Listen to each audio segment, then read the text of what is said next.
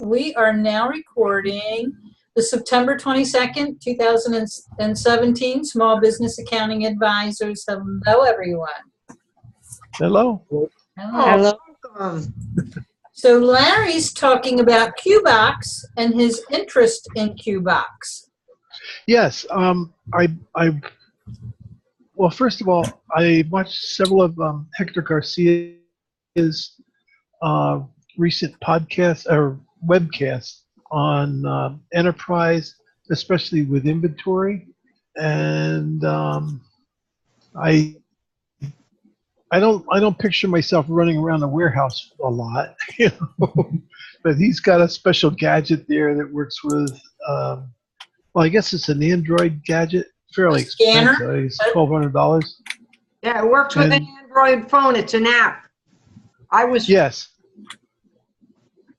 Yes, and then he has a specialized one that actually has a scanner built into it. Yes. It has a for the UPC. Oh, that one has a Linda. That one has a scanner. No, the Android phone will do scanning, but it has a scanner app in it. Okay. That's what he said Wednesday. He had that one, and he showed us that one, but he also said Intuit QuickBooks had loaned him a real scanner, one of the ones that cost like $1,000. What was it, like an M40 or something? Yeah, I think. I don't know. I forget. Yeah. Well, you can go watch that. You can go watch that webcast again if you want to, I think. Yeah, but I guess that would only come in the picture if you were actually running around the warehouse, right? And actually, not necessarily. When items come in, you scan them and receive them. When items are being shipped, you know, you can scan them and put them on the invoice. Right. You may or may not run around in other words, you might meet the truck when it pulls in and scan it as it pulls in, and then let somebody else run around the warehouse with it. Right. Okay. Putting it away. Yeah. Let someone else be the picker of the items. Right. And then scan them as, you know. And then you'd scan it. So. Well, anyway, I thought, gee, what a handy thing if there were issues and you needed to check on that from your own office, and QBox connects with that. That would be terrific. I didn't ask whether it connects with their POS system. I don't know. The POS server, I'm not sure, but certainly could find out. It wouldn't. Okay, when you say connect, I'm not sure that we're talking the same language. So right. QBox shares QuickBooks files. The file, right, the data file. The file itself, the data file. So how POS people are using it is there's a POS system connected in the warehouse. That QuickBooks is updated, and then it shares to everyone else through QBox by sharing the data file. Yes. Right. So the POS feeds into the data file. Yes.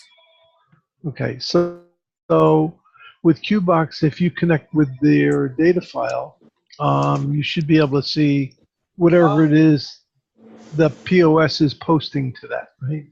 Yes. Does the POS post like once a day at midnight or something like that? Or? Well, each system is different. It's how you set it up.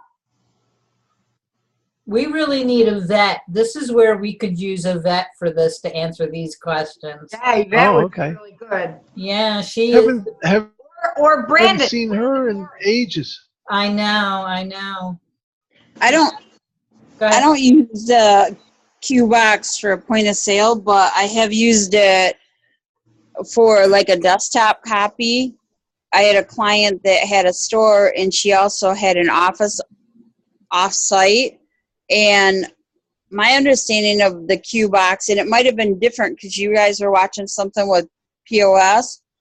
Well, no, not necessarily. We were all on what's called desktop time, put out by QBox and Chris Wise.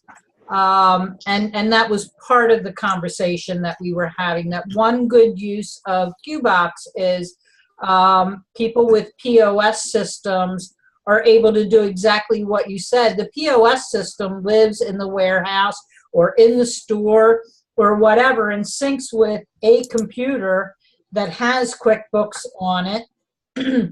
And then that QBox shares that QuickBooks database. So if you have a laptop and you want to be off-site, you can get the real-time information that's happening in the warehouse by syncing those files. And the perfect instance is having a desktop in an office and then taking your laptop home and working on it. Right. Yeah, And sounds it good. works fine. And the best thing is, I mean, because I'm sure we've all tried some wacky way of doing it. I know at one time we got the bright idea to throw our a QuickBooks desktop copy in the cloud, and then we would just access it out of there without any security or without, I mean, like, we didn't lock the file, and if one of us forgot to log out, it would corrupt the file, where QBox locks it so no one else can access it at the time you're putting information. Right. So the difference is QBox is a syncing program that syncs everybody's databases, as opposed to a cloud-based program where everybody is in it, like a multi-user kind of thing. And if you were using Dropbox, that was definitely a no-no. If Mika were here, she could tell you she actually did that and was running into those corruption problems for the same reason. Because Dropbox is not a syncing program, it just shares the files. And if two people go in at the same time, or one person forgets to close out of it, there's corruption. Yeah, that is not an option. Agreed. Well, the nice thing with QBox is when you first go into it, it asks you if you want to lock it. And if you want to save your changes, you say yes. And if not, you say no. If you just want to look at the file and get some reports and that kind of stuff. What happens is sometimes when people get that message, do you want to lock it? Or they don't get the message and they start working. Another message pops up that says, your file is not locked. You'll lose your work if you don't lock your file. But the thing is, people can click on something that says, don't show me this message again.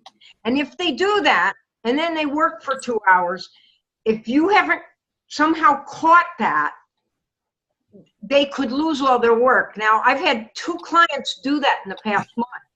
One of them, I knew they were working on it because they sent me a text asking me a question. So I was at my computer, so I looked at it and I thought, well, she doesn't have it locked. That's odd.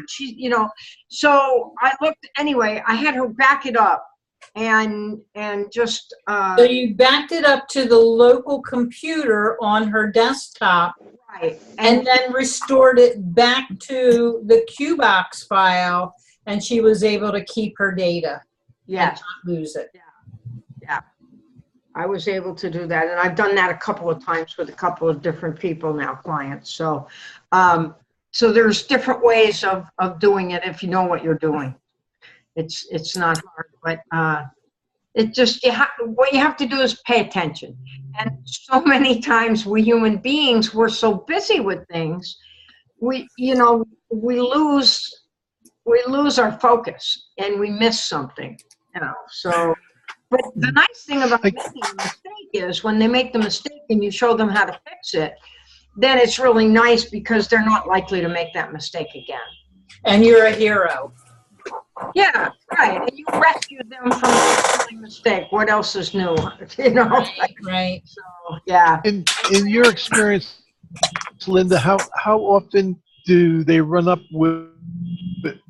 into, I don't know, those sort of issues? I'm not necessarily QBox, but I mean, how often do you think they run into problems with the POS system not posting what it should to the data file, or those sort of issues?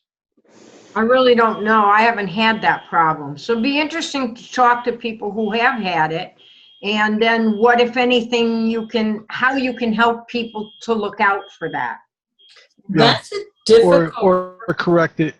right. That's a difficult problem to correct. I see it more in bank feeds than I do with programs syncing or apps syncing with QuickBooks. Right. And if you've got a ton of transactions and things happening, boy, it really can mess up your database. Mm. Yeah. So it's interesting though. Yeah, nobody talks about that part of the syncing in the cloud and the robot. unraveling. Yeah. And I guess a lot of that depends on what bank you're using too. You know, Absolutely. I have yet to have a bank feed work well enough that we decide that's the way we're going to do it. But everybody that's my client, we've always ended up deciding, you know what? It's all good. We're not going to do, we're going to just enter the data.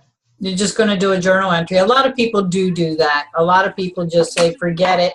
We're not syncing. We're going to just do it. You have a better handle on the information that's coming in. Yeah, I don't know. And to me, it reconciles as well. You don't have as many corrections to make. Right. Now you're talking for people to follow. Desktop bank feeds versus online, correct? I suppose the last person that I worked with on that, what was the bank they were using? I could open up their data file and look and see. What's my QBox thing? That's weird. I somehow. Well, yeah, I want to say that QBO works much better with the bank feeds. In general. And certain banks work better than other banks. The larger national banks, I'm going to say Bank of America or Chase or Wells Fargo, all work well. Now, a lot of people around my area go with the local banks because they have less service charges. Right. More frequently, they have a loan with the local bank, and the local bank requires that they have a checking account with them. So if that's the case, it's hard to get them to change banks. Right. Right. But I have in some instances, if they, a client that has a loan and the bank's requiring they have a checking account, go ahead and use that checking account. But, right. But also have a Chase account and do most of your transactions in there where you can download it. Oh, I like that idea. Yeah. So they keep everybody happy. A lot of my clients have more than one bank account for various reasons, and that would be one of them. Well, if you're having problems with things importing, I've actually gotten fairly decent at converting a bank statement to a CSV file, and depending on how it comes through, but you can import it into the bank feeds that way, and it will match the transactions that are already been entered, and it also, you'll have the name where you can add them with a rule or whatever, but it speeds it up. If I have to add more than 10 transactions, I set up a CSV file and throw it in there. So how do you get the bank statement to a CSV file? Pardon me? How do you get the bank statement into a CSV file? Two different ways. One, I have the software with Adobe where I can edit PDFs and then can export it to a CSV file or to an Excel file.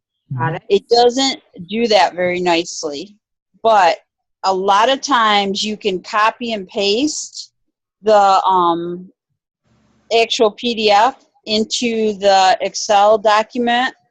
Once you get it in there, it will all come in one block, and you spread out the column wide enough to be able to text to columns. And I usually can sort the text to separate columns, and it just depends on the type of PDF and how the format's laid out. Different bank statements come in differently. I'm I'd be more than glad to show you how I can do it with some of mine are really easy. You know, Kyla, that's a great idea. Sometime we're going to have to schedule a time for you to do a little demo. I'm not going to say now on the fly, because I want to make sure that you have no data that you don't want the world to see. You have to have Yeah, good. I don't know. That's where I run into problems trying to train because it's challenging not to use somebody's actual bank statement, you know? Right, right, right. And we don't want to do that. Oh, of course If you not. have a generic, or if you could, you know, take the information out beforehand and then go through the process, it would be great. We would love that. Yeah, it would be, well, it'd be really neat if there was some way to do it, because every time I've tried it, I'll spend a couple of hours, and that's what I did with, it was US Bank. And US Bank, it's really kind of funny because when we called them on the phone, they said, oh, well, you can connect up and you can get everything from today forward. You can't get yesterday or anything backwards.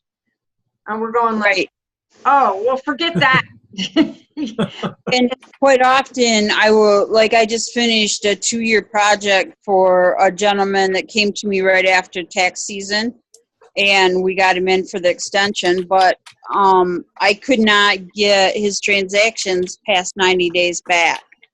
And so I took his statement, I think Capital One and some of those credit card statements, each one I have to kind of play with it to figure out which way is the best way. And then once I get it down, then I can go through a year's worth of his transactions fairly quickly. I still only add a month at a time just to keep my sanity. Yeah, I agree with you. I agree 100% in that method. to reconcile them, because you can go in and say mark all. Right? You You can do that, but if you put it in the bank feed and he goes to BP gas stations and it always goes under his fuel expense for his company, once you have that rule set up, you can sort it and you can add all the BP transactions. And I mean, like, I save hours and hours and hours doing it. Got it. Well, that's good. Yeah. So Kyla, think of a time that you wanna come on board and let me know. Either private message me on the Facebook group or put a thing in the Small Business Accounting Associates group, letting us know a date. Good for you. Okay. How would I get a format that wouldn't violate confidentiality? I don't know how to get a bank statement that's just generic. Well, you know, first of all, we're not going to do 100 transactions. Right. So you may want to just start with like a Excel template and maybe put 4 or 5 transactions in there. Okay. You know what But I mean? I can't take it into QBO for you that way, though. Do you have a sample? Do you have a sandbox QBO? Aren't there sample ones? I think. Yes. And I forget what. Yeah, I'll have to find out how to access that. I would guess that what you would need to do is talk to either Michelle Long or Hector Garcia. But there are, I mean, I think there you can go in QBO.com and then it's like /sandbox or /sample. I forget what the actual code is. Yeah, there's a Craig's Landing or something that's a sample company. And once, whatever you do in it, you can do in it, but I don't know if you can import in that one. And then as soon as you close it, it goes back to the way it was. Right. Yeah. Isn't that Larry's landscaping?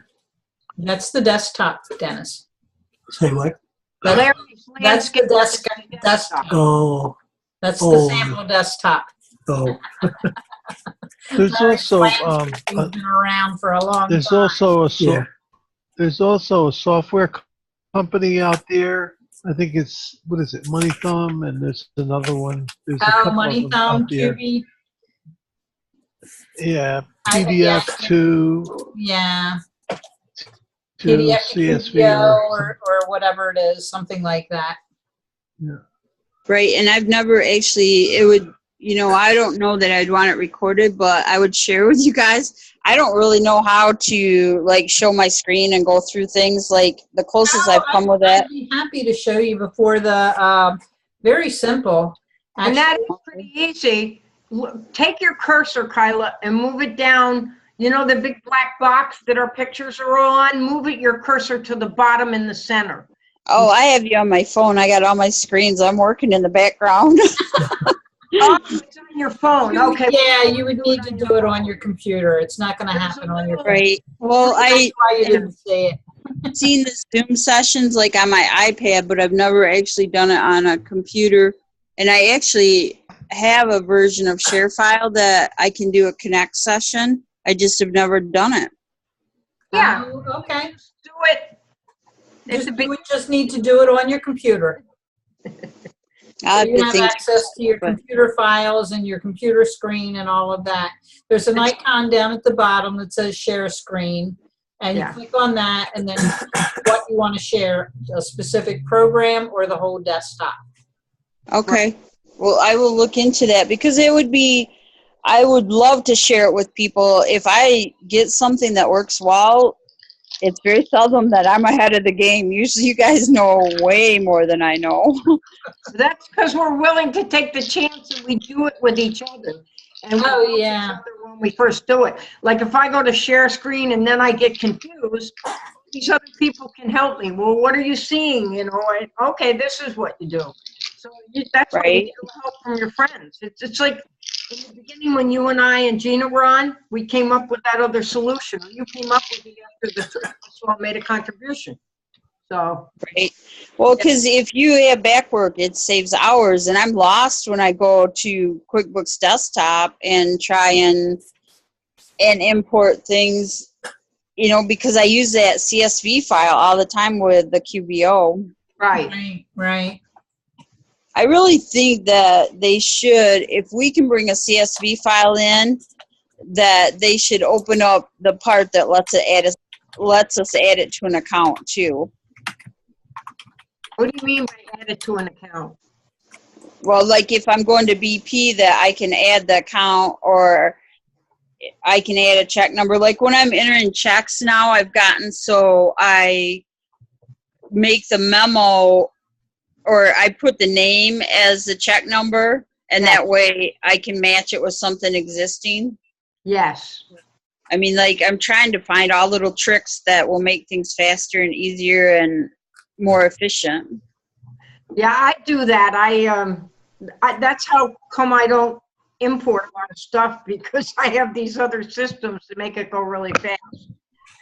And also on the desktop, the accountant's version has that copy and paste that you can do from the batch entry. Yes. Yeah, that's true too. So I think you can import a CSV, but I don't do that very often.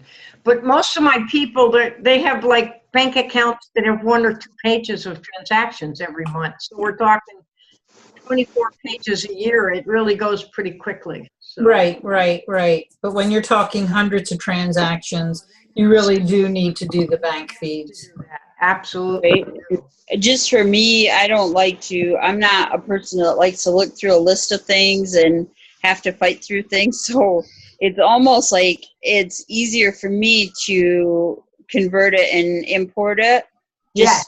That's how my brain works. Other people can go through a list and find it so easily. I've actually set up my QBO right now. I have a difference for some reason. The bank feeds didn't come in right or something for this account. And I do the control find on the QBO and the control find on the bank statement. Yep. And I go back and forth. I just located that. I wish someone would have taught me that years ago. You know how you scroll through pages of things trying to find something? Scroll app is wonderful. Yeah. Yep. Exactly. I had one question about QBox, and I probably, it was probably covered and I probably missed it. Do they have special prices for pro advisors, or Well, their you pricing is so cheap, you don't get the special price for pro advisors. What you Oh, can okay. do, if you are an accountant and you only want to use QBox during tax season, because many times that's the only time accountants need access to the database, Right. they will allow you a special price to have access like 3 or 4 months out of the year, Yep. opposed to having it all year long. So you turn it off, you toggle it on and off when you need it. Well, Yeah. that's nice. It wouldn't apply to me, but Do you use it, Larry, now? no, I was interested to see the webinar, and I don't think they did. I missed some of it. I don't think that they did a demo during No. that Really webinar. didn't do a demo. They Pardon probably me? should do that every third month or something. I Okay. pay $9 a month per folder. I can It's gone up Okay. now. It is $12 a month. Yeah, but for me, every time I add a folder, it's still $9 a month because I'm grandfathered in. Right, Okay. right. And Chris said that on Wednesday. Whatever you signed up for, that's what it is. And I've added a couple of folders recently, although one of my clients is going to take his folder and move it over, and he's going to pay for it.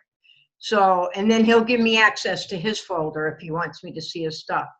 But it depends. And then each folder, you can put 100 different files in it. The way you decide how many folders you need is who is going to access the folder. Who you're sharing it with. So I have three files in one folder, and I'm the only one that accesses that folder.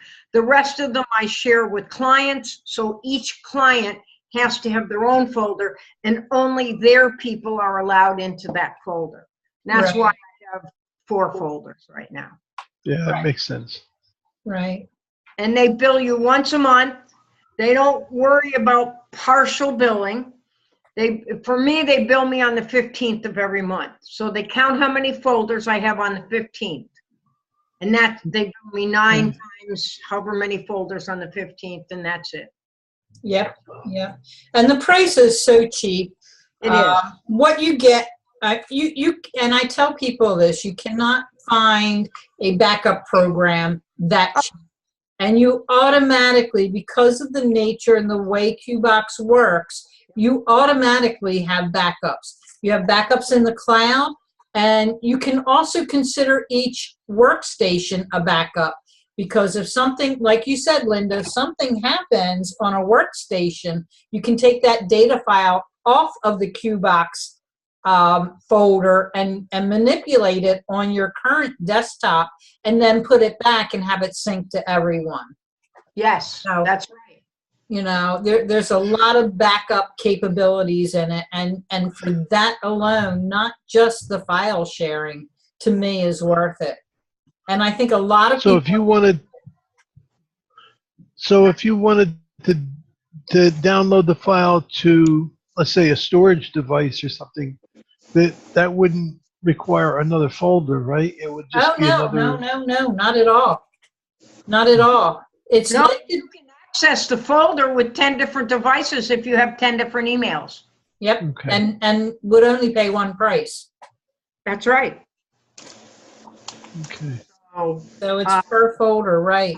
I like that that it actually saves the last 20 versions that have been in there, so that if somebody goes in and they totally screw it up and it syncs back up there, it's not a problem.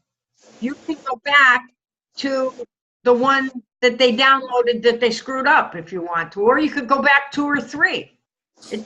You go pick where you want to go. It's almost like resetting Windows in a way, but it's even easier. So it's like a real good insurance program. Absolutely, absolutely. And to be able to tell your clients, it's really okay if you totally screw it up. If your grandchild comes over and gets in there and starts it's okay. Just give me a call. I'll fix it. We got it covered. You know, they just That's so wonderful because there's always people that are very worried about making mistakes. Oh, absolutely. Sure. And if you import hundreds and hundreds of transactions and didn't make a backup beforehand and find out, oh man, I did it wrong. This field should have been here. You got your backup. That's right. Yeah. It's right there. Very So- easy. Now, speaking of Brandon, ever since he moved to Dolphin Island, we don't hear from him anymore. Well, Brandon's been busy this week, and plus he's had several hurricanes to deal with. Who's That's that? true. Brandon. Oh, yeah. Well, Brandon's at this party down in San Diego in La Jolla. What is that party anyway? I saw Seth was there. I think it's a results. It's a CRM results. Oh, that one. Okay. Abacus Next, and Yes, that's a CRM. The results CRM is built by Abacus. right. So. And they went on there've been a lot of postings on Facebook. They went on a dinner cruise and they had a good time. And Seth took the train. So That's awesome. And I think Doug Sleater was even there. he was. That's what I heard. So, yeah, awesome. All retired that he is and everything. Yeah, he was even there. So Dennis, I just want to say thank you. You put the link there for Actually, there's a meetup, Seth did a meetup about, I think it was January of 2016, I think. You might check that out. And he's done some videos on Cognitive View. Right. And you should check out Seth's Zoom with Hector Garcia. They were talking specifically about importing transactions into QBO and the different apps that you can use. Hector had some awesome things for importing it. I've used a couple of the things he's done. I agree. Hector and Seth both to me are like little geniuses. You just sit there and just absorb what they got going on. And That's about it. Just kind of drink it all in and try not to drown yourself. Right. Hector, I feel like, is more Excel and desktop oriented, and Seth is more QBO and app centric. Yeah, especially apps. Yep. No, Hector had some pretty cool things on QBO this morning. Oh, I missed it. Did you? How many of you are aware if you go up to the gear, there's something called, if you're a QBO for accountants person, if you go up to the gear, there's something called Smart Scan. And it's like, I don't know whether it's in the QBO labs or what. I didn't catch all of it. I got to listen to it again. But you click on the Smart Scan, and it goes through and it finds like checks that have the same number, duplicate checks with the same number. Oh, I'll have to look at that.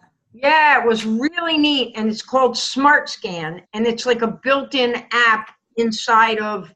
I wonder if it's part of the accountant tools that they give you. I think it might be. I think it very well might. I don't see it under the gear. It's not under the gear. Oh, okay. Are you using the accountant's version, Kyla? I am. So I'm in a file right now, and I don't see it under labs. Then you must have to turn it on in labs. That's either that or search for it in the help in the QBO. Smart Scan. Smart Scan Your Books is in the lab. It's in the lab? Okay. Yeah, you can go in there and see Really demo. kind of amazing. I'll have to try it out and turn it on. So yeah, he did little known tips for QBO. Awesome. Wow. Yeah. He also, I forget the name of it, but I think it's 2QBO or something like that, but yes, it's kind of pricey, and I think the only problem I had with it is if I'm going to do bank statements, it'll read almost any bank statement, and there's a certain code that you need for a bank but it'll bring it right into QBO, and you don't even convert to a CSV file or anything. It's amazing. Wow. Wow. But it's like, I don't know, it's $300 and some a year, and I don't need it all year. I need it for, that's why I went with the Transaction Importer Pro for this last one, because you can do it by the month. Yes. Is that per year, or is it you just buy the license to the software? And you It's got it? my understanding, and I'm not sure. That's what I wanted. It is very, very, very hard to get a hold of them and to get any kind of support. Hector actually got me something last time, or I wouldn't have even been able to do it. They have a deal where you can do a 50-day license for like $125, and it was December and it was Christmas time, and so I bought the 50-day license. But I love the program, but I don't think that the $300 covers a license. I think it's only a year, and to me that's too steep for what I use it.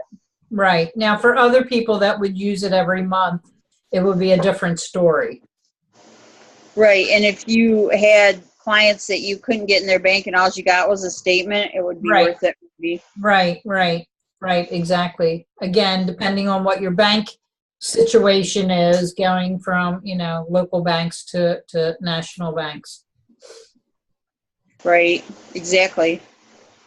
So I don't know, the CSV file has worked really well for me. And one thing that Hector does with QBO that I was very impressed with, if you're setting up a new file for a client, he will like download a CSV file of, he has YouTubes on all these types of things, but he will download a CSV type file from the bank. He will go through and sort it by the vendor, and then he will clean it up, and he will import the vendors using that CSV file so that he doesn't have to add all the vendors. right. It's really nice. I'm very impressed with him. Again, my title of little genius. I agree. I have no idea where he has all that energy to do what he does either. Oh, that's the same with Seth. That's the same with Mariette. All of those are high energy people. Right. I don't think I know Mariette. She comes on every now and again. She isn't on as much as she used to. She now has her Latino small business group. Yeah. But before she started that, she was on with us a whole lot more. Okay. Yeah, spending her energy doing that now, helping them. Yeah. But And she still does pop in every now and again. Yeah. We'll see her. Kyla, are you going to QuickBooks Connect by any chance? I am not. I actually, the last one I went to, I haven't ever been to QuickBooks Connect, but the last conference I was overwhelmed, and I'm trying not to put my feelers out in so many directions. Was that at Scaling New Heights? It was. Yeah. Whenever you go to those conferences, you can just count on being overwhelmed. I know. It grew my business. But you have to be careful because you can spread yourself so thin that you don't function well. It took me 1 week to recover from the Accountex conference in Boston. The first 3 days I was back, I swear to God, I slept 12 to 15 hours a day. Right? I just got up to eat and go to the bathroom and then back to bed kind of thing. But I'm 72, so going like that, and I really tried to go the whole time. I may take a few more breaks, but it's hard to take a break when you're at a conference you paid money for and there's all this information you want to get. Exciting stuff happening, not only the networking, but there's a lot of new information that they bring out. Oh God, it's great. Yeah. Yeah, the keynote. No, you don't want to miss it.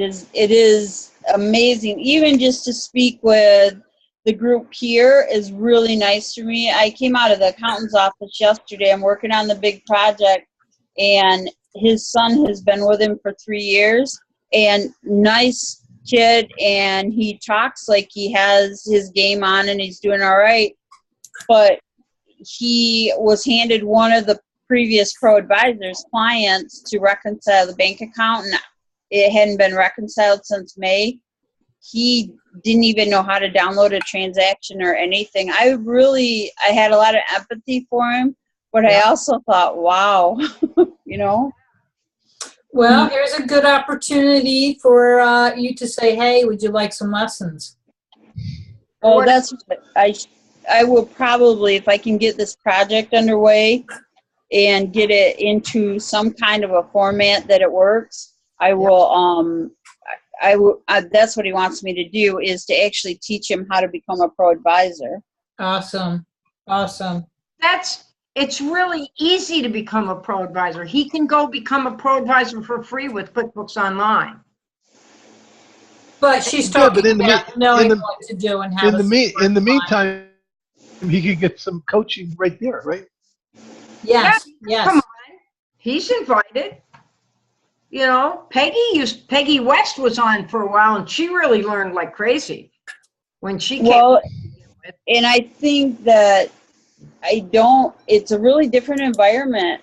Like, I have a girl in an accountant's office that is studying QuickBooks, or she's in an attorney's office, and I actually set her up underneath my pro advisor so that she could go in and test, and she's doing things. This particular gentleman probably will be very challenged to do anything but what he has to do on that client's file.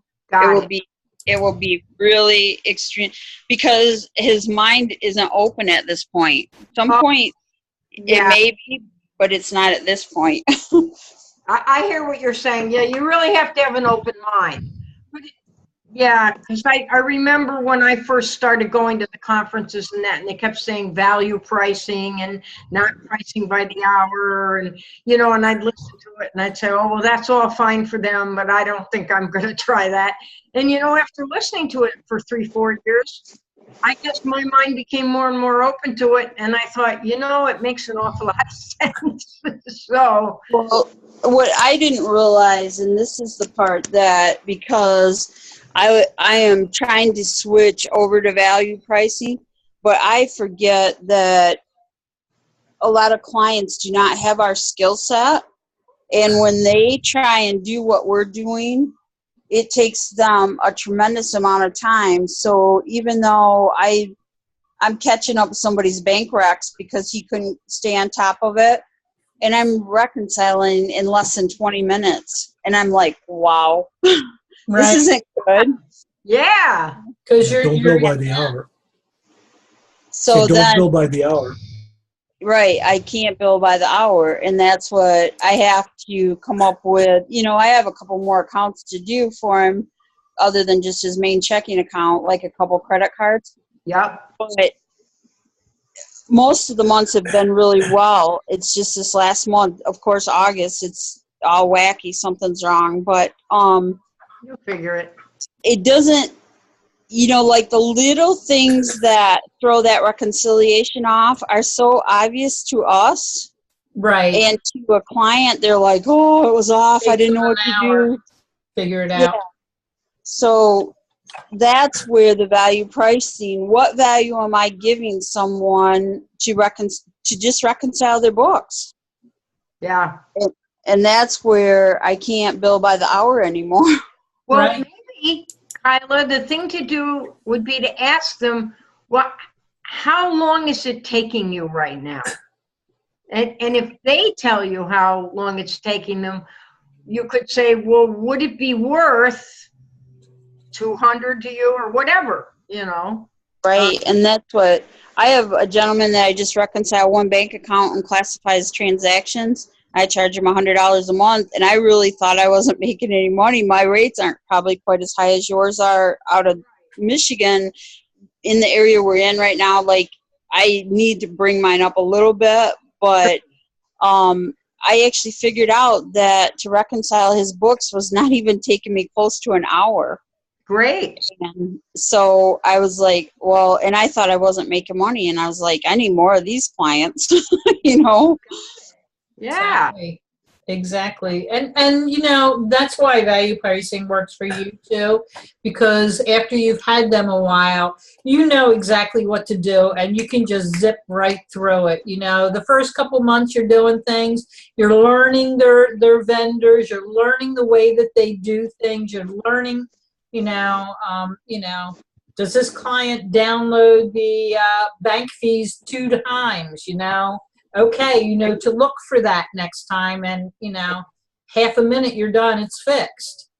Yeah. Well, and of that's course, what's hard is you get their structure set up, and if they leave, somebody else has it so easy, you know? Well, You know what I'm maybe, saying? maybe not. It depends Yeah. if they're a pro advisor or not. You know, they may not be able to follow your footsteps. it's amazing how many people just will change it. Because I That's worked as a bookkeeper, and I recently reconfigured the Holistic Chamber of Commerce, and I memorized a lot of transactions because they're unusual. The way I bring the AR in from another software, Chamber Master, and then I bring the sales in, and then transfer them over through a clearing account and transfer them over to the bank account to match the deposits into the credit card account, so that it's a transfer, because that's not where the sales come from. We actually enter the sales from Chamber Master into the clearing account. So it's really interesting. And the one bookkeeper that we hired to do it would not use the memorized transactions, and she had everything all screwed up. You know, so we had to change to another bookkeeper who was willing to use the memorized transactions. And then after a while, he kept going like, "Oh, this is really pretty amazing the way this works. I didn't understand this, but this is kind of neat, you know." But he doesn't mind following the system. So, Right, and that's what it's really hard, and I'm struggling with a client. I've actually been there. I'm embarrassed to say this, but I've been there since January, and the first 3 or 4 months I just spent reconciling the previous year, and I'm trying to get him off paper. Like right now I have about 50 checks. I have to go on site and actually enter his checks manually that he hand wrote. And I said, you know, I will keep charging you my hourly rate and I will do it for you, but it's not efficient and it's not effective. Right. I actually bought him printed checks to print off his computer. He's just not comfortable switching. wow. So, It's hard when they can't see the value of moving to another system. All right. he's moving, wanted, it's just taking a long time. Yeah. I just wanted to kind of backtrack a little bit. I just want to mention, I went online looking for that other one, and I found another software company, ProperSoft is the name of the company, and they make a PDF to CSV, but they also have these other converters, and they have one there listed, all converters personal, license for one computer, for 1 year, $99.99. Wow, bad. So Bad. Yeah. I don't know how good they are, you know, but You'd have to Right. try them out. You want to do a trial first to make sure Yeah. that they do what they I say. use that Adobe because I can export things, I can edit PDFs, I can do things to do recognition, like a text recognition. I can add a signature to a document, and I've gotten comfortable with it. yeah, And you have a lot of use out of it. Yeah, well, and once you start using it, it's hard to not, because mine's coming up. I have 16 days to renew it, and I'm trying to figure out, I don't know if I can't remember for sure. I tried to look at it today, but it's either 149 or 124, somewhere in there. But for what I use it for now, I can't live without it. It's well worth the money to spend on it. Well, you might. I use something called Zamzar.com, which is really odd. I put it in the chat, ZAMZAR.com, and I just went over there, and they do PDF to Word, PDF to Excel.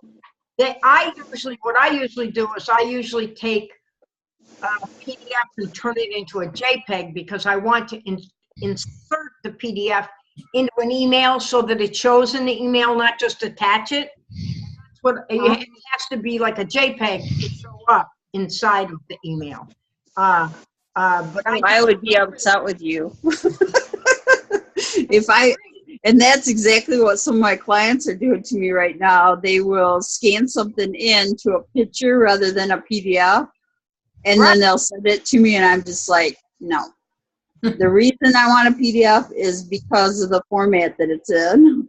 And you can convert it. But with Linda, for me, I'm finding that there's a lot of Word documents that I need to convert to JPEG for other reasons. I have another client, and it's mostly not related to accounting whatsoever, like doing work with their website.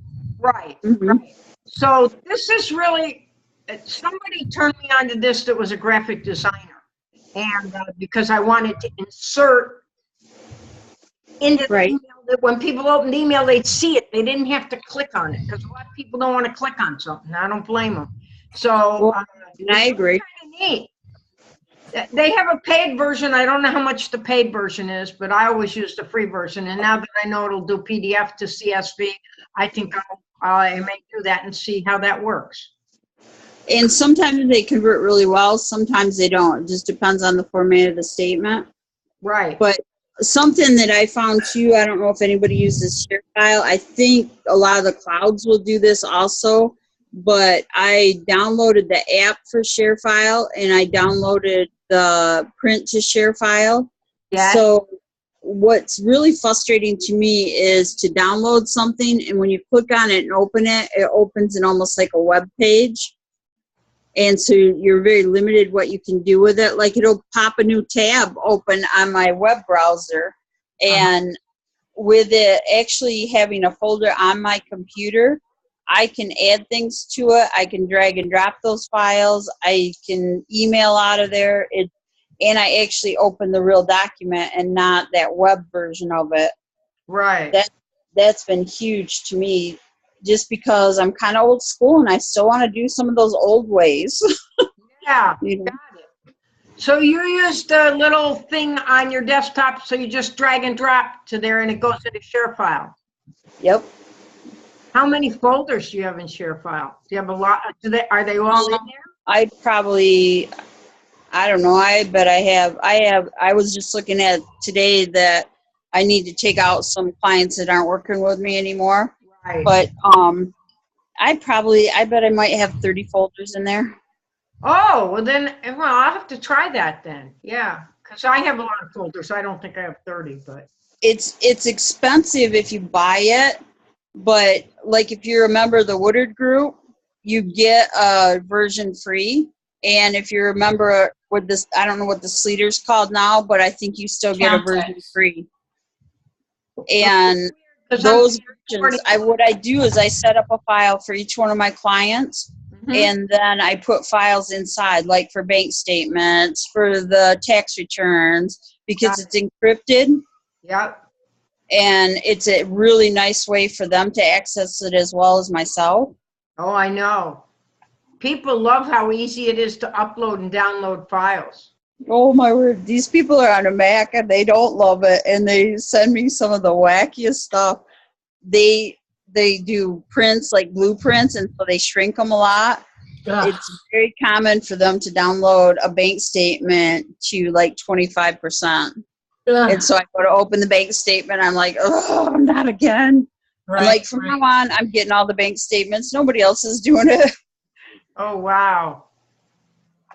And I thought about HubDoc, but people are saying that HubDoc doesn't work with all the banks, and he has some local banks here that may be challenges. Again, the local banks and the problems that they're not keeping up with today's demand and tech world. Right. Again, that local bank problem. And people are like, well, their fees are less. Well, their fees are less for a reason. You know, it depends on what you need in your life. Yep, right. Exactly. So, Linda, what did you find? Did you find a lot of new information at Accountex that was really helpful to you? I discovered some new information. I like the keynote. Damon John was very good. But again, pretty much the things that make you successful are the things you learned in kindergarten. You know what I mean? We all pretty much know telling the truth, being polite, being persistent. I mean, but it's always really nice to hear it again. And each time I hear some of these things, it sinks in more.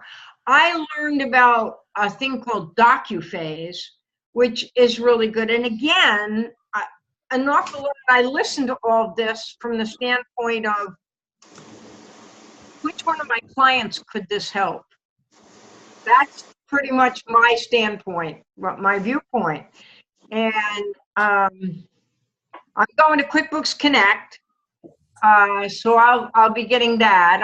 I like to stay up to date with it. It just seems like each time I hear it, even if it's something I heard before, I'm more ready to hear it again, and I'm more ready to implement it. I haven't heard it for the third time or the fourth or the fifth time. Also, I get to meet different people in person. I like meeting new people at the conference. The networking is invaluable. Yeah. It is so nice meeting people in person. It really is. It really is nice. And seeing people that you've seen on here. Brandon, when I met Brandon, that was very nice. Dennis, you haven't been down to any conference. I haven't met you in person, have I? Are you sleeping, Dennis? I think we're keeping him awake. I think we are. We're boring him to death. He made me sound asleep. So, but maybe Yvette might come over to QuickBooks Connect for a day. I don't know. Oh, nice. Nice. That would be nice. Well, we are just about out of time. Is there anything that you want to discuss before we close today? No, it's just I would like to remind people that you don't have to go to the conferences and get overwhelmed there. You actually can take 1 or 2 classes a week. There's 2 different places where you can get continuing Education. CPE credits. One is cpaacademy.org, and that's free. The person that runs that is named Scott Zarrett. Excellent. The little known tips and tricks that Hector Garcia put on this morning, he did it through cpaacademy.org, and it only took them 4 hours to get me my 1 CPE credit, which I've never seen anybody do it in 4 hours before. They must have a really good system now. And then I just signed up for the accounting cred, and that's through Sleater. And then I'm going to do that. ShareFile's putting on something this Monday at 11 a.m. Pacific time that I'm going to go to. And so I'll see how the accounting cred is. But that way you can take 1 or 2 classes a week from the comfort of your home. You can take notes. I have 2 computers. Like it sounds like most everybody has 2 computers. So you can actually be either working on one computer or taking notes on the other computer while you're. And a lot of times you get slides. I download the slides, but I don't always use them. And I think that's a great way. And I think you can sign up for the Pro Advisor, the QBO Pro Advisor, for free. You can sign up for the other one, the desktop. I think you can get a version for $300 or $350. And then you get training that if you have good motivation on your own, you can go in and go through the training modules. Yeah. And you can get certified. I remember doing that. The first time I took the test, to get certified in 2007, I think it took me 35 hours going through all the lessons and then taking the test and passing it. Now I'm usually able to do it in 3 to 4 hours to get certified. And I have that on my, and I want to go for my advanced certification in both QBO. Oh, me too. We should challenge each other, Linda. Oh, I say you guys should work together. I find it working with another pro advisor. Yeah. It really does keep you focused, and it does keep you real. You don't give up and you keep going. Right. Yeah, when you go down, the other guy stays up. That happens with some of my clients and I, so. Yep. Looking at financial reports and that. So thank you very much for coming on today and sharing. It's been very helpful. Thank you for having the show. It's very nice to be able to join you. Absolutely. And on that note, we're going to end for today. We'll see you all same time, same place next week. Have a great weekend, everyone. Thank you. Bye-bye. All right.